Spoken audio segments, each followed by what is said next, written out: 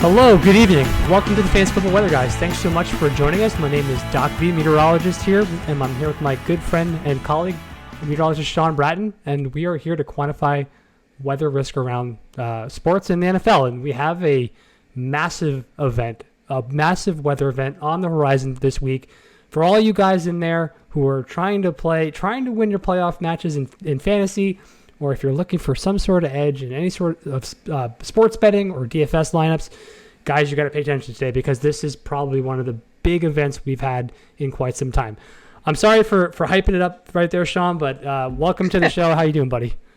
Good. I mean, I think you bring up a good point, right? What's a better time to have this magnitude of event going into the semi-finals for your playoff matches for many people, right? And you're right. This is going to be a historic event. You've probably heard on social media we have games that are going to be in the single digits, winds approaching 40 miles an hour. We have a torrential rain event in New York. So we're kind of hitting all bases, all sorts of weather for this weekend. So it's going to be an exciting weekend from weather perspective. Yeah, and for this season too, I don't know if you guys have been following this for a while now, but we changed the structure of our shows to only focus on the real extreme events. Last week with the Buffalo game, we didn't think it was going to be a significant snow for the entire duration of the game event, so we did not shoot. It's different this week. This is something completely different. This is a much larger system within which is going to help our predictability in this event to kind of illustrate the extreme nature of it, and hence we're here today. So before I get off, I just want to say happy holidays to everyone out there. I know we're getting into that time of year, so I hope all you guys have a great holiday season. But before before I get too much into that, let's get into the actual nuts and bolts of the program and talk about the weather and how the weather this week is going to impact NFL games around the week. So just to be clear, our weather table, we're experiencing some technical difficulties, and it's not necessarily the information in the weather forecast specifically. It actually has to do with the color shading around each game. So I'd like you to try to ignore that for the time being and just kind of take our word for this particular event that we're talking about two extreme games. Games where there will be significant impacts in player production. The first game that we're going to focus on, and I'm going to run down the line first and talk about all the games, but then we're going to move into the actual details later on. We'll do the synoptic weather briefing like we typically do, and then move into the actual player impact discussion. The first game is actually Thursday night's game, and this is the Jacksonville Jaguars at the New York Jets. We're expecting winds generally 15 to 20 miles per hour with rainfall, extreme heavy rainfall, likely around 3/4 of an inch during the game. The second game that is of extreme importance is and it's funny here, we don't show any shading because that's a technical difficulty here, but it's this New Orleans Saints at Cleveland Browns game. And the real thing I want you to focus on is the cold temperatures, but more specifically, the near 30 mile per hour winds. This is an extreme wind event, and those are the ones that we typically really want to focus on for these impacts. The other game that is of mention that there will be some impacts here as well is the Buffalo Bills at Chicago Bears, 1 p.m. Saturday kickoff game. That's another game where we're going to see temperatures hover near 10 degrees Fahrenheit with winds over 20 miles per hour. Another wind event game. And then finally, two notable mentions. The Seattle Seahawks at the Kansas City Chiefs. This is a cold weather game, but not so much wind. And similar nature on Saturday night, we're looking at the Las Vegas Raiders at the Pittsburgh Steelers. And again, this is a game where we're going to see extremely cold temperatures, but not really significant strong winds. So I'm going to let Sean here break down the actual synoptic weather event here. Sean, I'm sharing the screen of the of the actual mean sea level pressure and precipitation maps, and I'll let you take it from here. Sure. Well, you can already see on Mike's map here, for those of you that are actually able to view it, is we have a lot of coloring here, right? So this is mean sea level pressure and precipitation. And essentially we had two systems, one following the subtropical jet and one following the polar. And kind of the energies of these two systems are going to combine to create this kind of massive superstorm. And this is a really deep system, a really strong system. And as a result, it's going to bring periods of really heavy precipitation, as Mike mentioned, especially for the Jets game between the Jaguars and the Jets on Thursday. And then as that system passes, you're going to have a lot of really, really, really, really cold air and continued windy conditions over many locations across the Midwest and East Coast. So this is going to funnel in a lot of really cold air. As Mike mentioned, we have some games in and around 0 or maybe 10 degrees. And winds that are going to be in the 30-mile-an-hour range. And as you can see here, again, those of you can see this, the black lines there are isobars, and the tighter or closer those are, that's an indication for us meteorologists to indicate, how much wind is there in that area. And when they're really close, we know that things are pretty windy. And this is like a 960 millibar low. That is a really, really low pressure system, which means higher probability of really severe precipitation and higher wind speeds. So again, the main things with this for the games, the slate of games on Saturday is going to be the wind and the cold. Yeah, and I just wanted to just share an image here from Pivotal Weather on regarding to this cold. When you have cold air, like temperatures in the single digits, and you add wind on it, like significantly strong wind, it really drops your feels like temperatures out there. So if we go to Saturday afternoon and take a look at feels like temperatures in Chicago and Cleveland, we're talking about feels like temperatures colder than minus 10 degrees Fahrenheit, like minus 15 in Chicago. This is going to be an extremely cold feeling type of game. And when we talk about cold weather games in football, and if you look at statistics, yeah, you can see some signal in player production, but the real premier thing is wind. And in this particular event, we're going to have those real extreme cold temperatures with extreme wind that's going to push these feels like temperatures down in the afternoon to sub minus 10 degrees Fahrenheit. That's just brutal conditions to play. It is.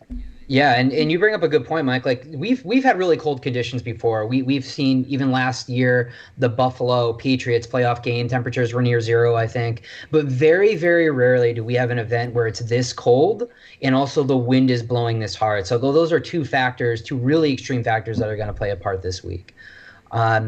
And then, yeah, we see this on the map, right? So this is kind of a spatial map looking at the home locations of all stadiums that are hosting a game this week.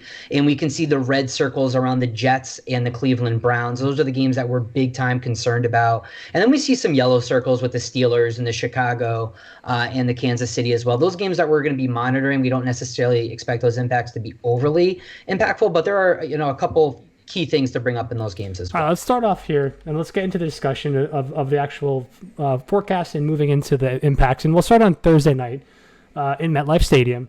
You can see here that our core low pressure system is going to be pretty much off to the west of the Jets home stadium here, MetLife Stadium.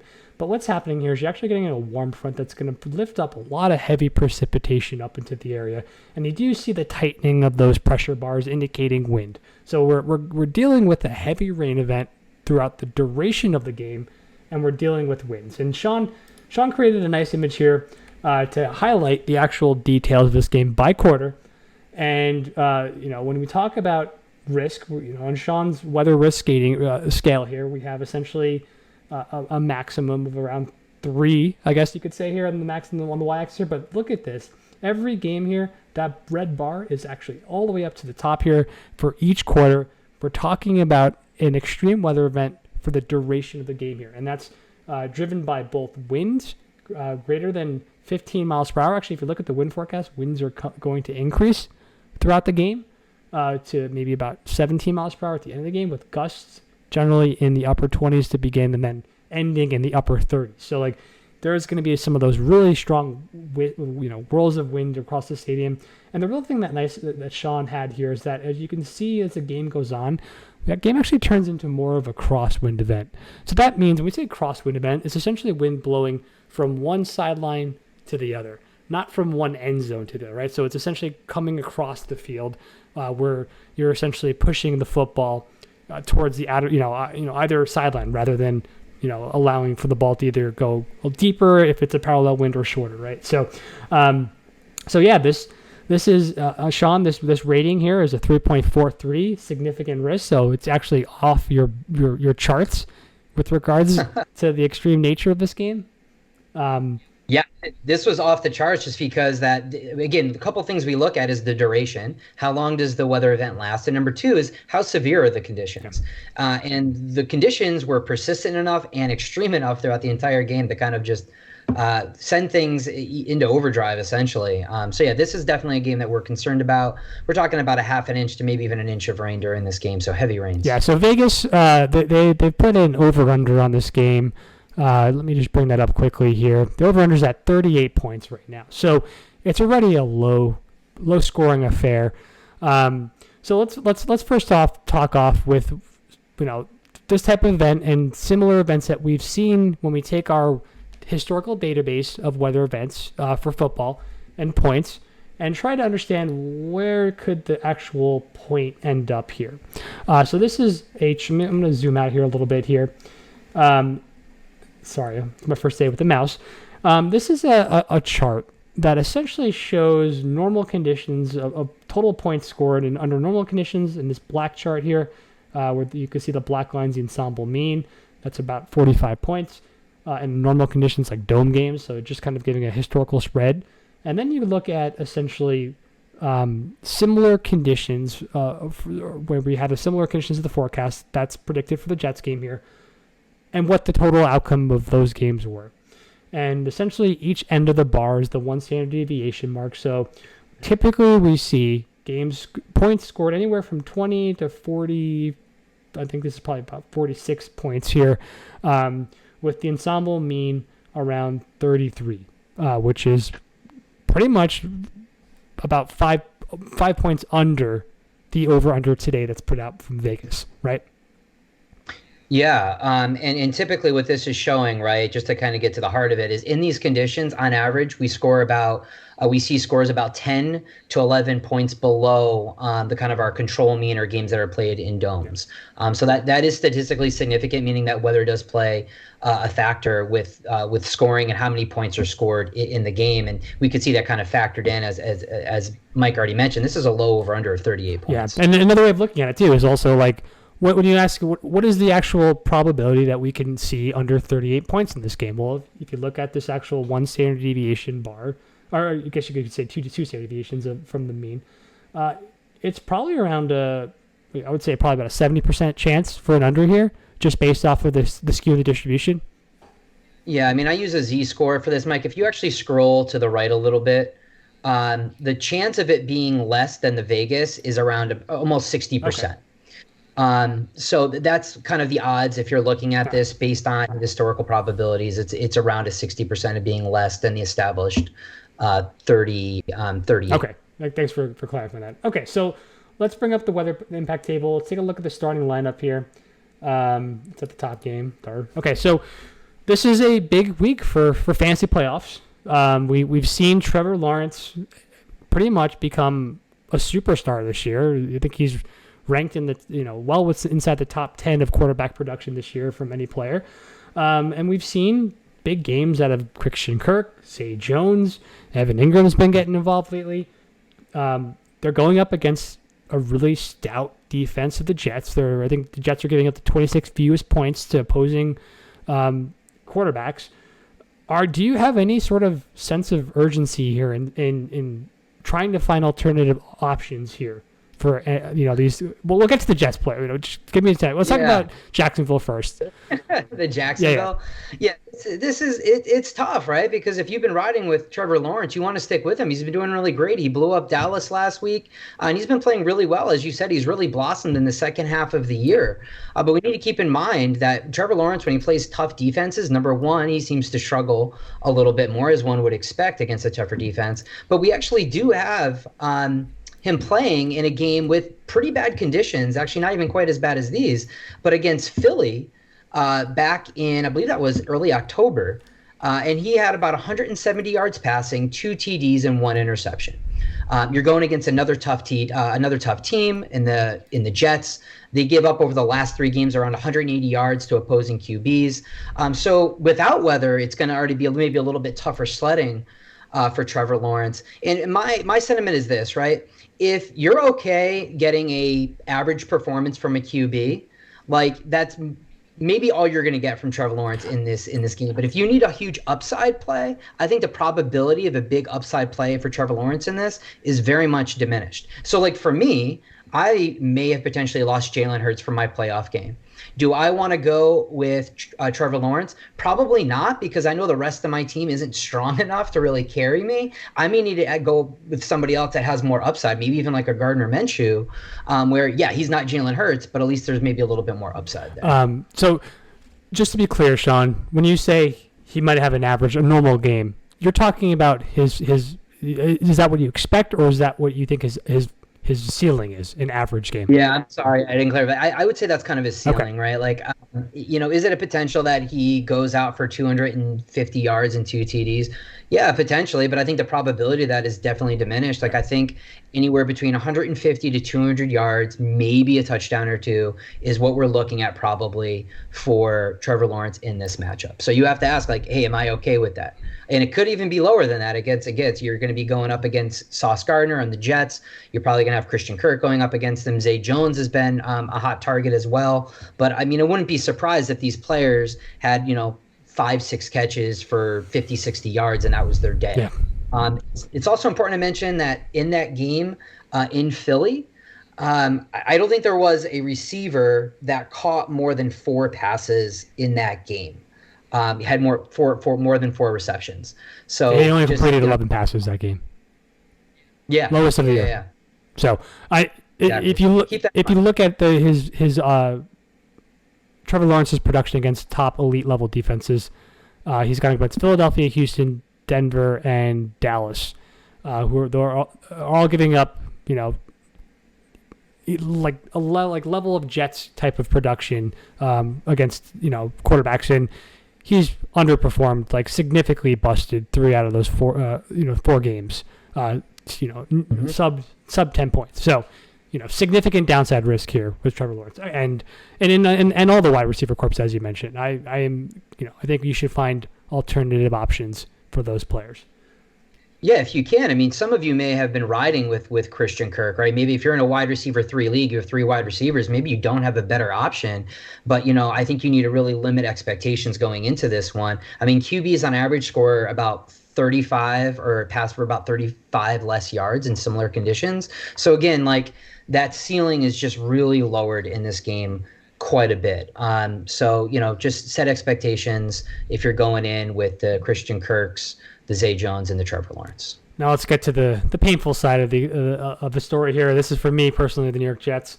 Now that we don't have Mike White, he's been ruled out yet again, another week. Sean and I had the pleasure of watching Zach Wilson man the offense last week, and you can tell you how fun that was for me. I think I could tell you I'm $20 less in the pocket. Anyway. So we have Zach Wilson starting yet again, and in an extreme weather event, if you have a brain in your head, you're probably not playing Zach Wilson regardless. You're not listening to this podcast if you're that of a player to understand that. But I want to focus really on Garrett Wilson, because Garrett Wilson has been, he's a blossoming superstar, and we've seen him do okay with Zach Wilson. I mean, last week he had over 90 yards. So in this particular game, though, we have strong wind. We know that it's going to be heavy rain. We know Zach Wilson struggles a lot. He's going to make bad decisions. Do we have any sort of sense of playing Garrett Wilson this game? I think what you're hoping for Garrett Wilson here is that one big play, right? You want that one big play that he breaks out and he scores the touchdown. I don't think you're going to get a lot of those opportunities, but you're counting on him getting one of those. Yeah. Because otherwise, I think it's kind of like a Christian Kirk thing. Typically QBs go to their trusted receivers, but typically the upside or the value of those receptions is diminished potentially a little bit, right? So as far as Garrett Wilson is concerned, if you're going out there and hoping for a big play, go for it. But I mean, Zach Wilson has struggled. He has. And in the one precip game we had, he was a 35% completion rate, 87 yards in that game, and 1 TD. I mean, that's just not going to get the job done. Now, the Jacksonville side, like, they give up over the last 3 games 270 yards passing. So could maybe Zach Wilson get something going? I don't know. In these conditions, it's just going to be really, really tough. So I don't think if you get that big play from Wilson, you're going to be happy. Yeah. Again, it's like the Christian Kirk thing. Like, hey, yeah, could he get 5-6 receptions for 50, 60 yards? Sure. If you're in a full PPR league, maybe that's good enough. But I don't know. If you have like a Mike Williams or a Michael Pittman, I'd be looking in those directions this week. Yeah, and in my playoff matchup this week, I have the luxury of having Garrett Wilson on my roster. I'm actually putting him on the bench this week. I think there's too much risk involved with this game for me to feel comfortable enough